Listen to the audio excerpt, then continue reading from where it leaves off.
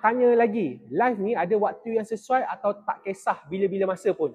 Apabila kita nak buat marketing di platform TikTok ni, kita basically dah ada kita punya own channel.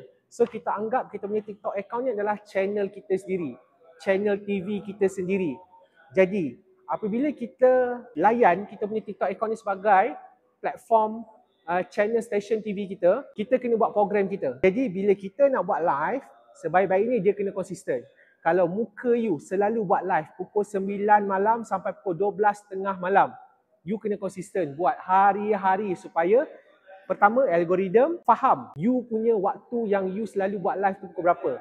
Dan yang kedua adalah bila you start buat live secara konsisten, you akan ada you punya follower yang dah biasa, oh aku tahu nanti Aiman dia akan buat live pukul 9 malam. Jadi dia kena konsisten. Okey, itu kalau you dah tahu, you selesa, you sesuai nak buat live pukul berapa. Tetapi kalau you masih lagi tengah figuring out, nak buat live malam ke, pagi ke, tengah hari ke, petang ke, saya cadangkan you eksperimen dulu. Jadi untuk menjawab soalan Aiman tadi, waktu bila yang sesuai, cari waktu yang sesuai yang you selesa dan you kena konsisten bila you dah set.